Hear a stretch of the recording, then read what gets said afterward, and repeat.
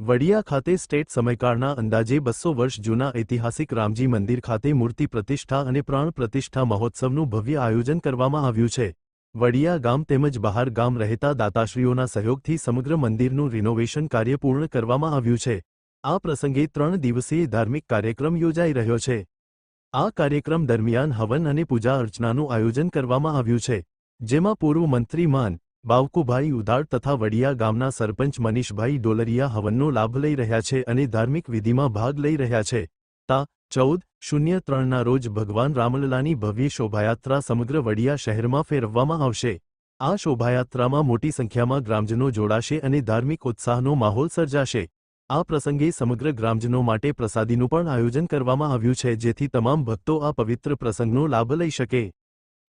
દાદા મહાદેવ હર મહાદેવ ભાઈ। દાદા આજે એક રામલલ્લાના જે મૂર્તિ પ્રતિષ્ઠા મહોત્સવ છે, બાબત આજે તમે ભૂદેવ આખી ટીમ ભેગી થઈ છે, તો રામલલ્લા વિશે કહો છો કંઈક?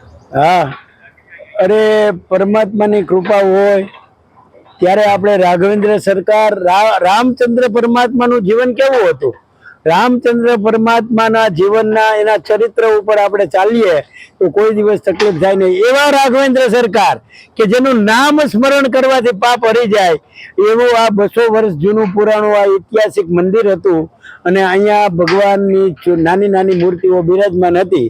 પછી અહીંના સરપંચ શ્રી અમારા ભીખાભાઈ તથા ભાઈ બાવકુભાઈ આ બધાએ પરિશ્રમ કરી અને આ મંદિરનો જીર્ણોદ્ધાર એટલે કે નૂતન મંદિર બનાવ્યું।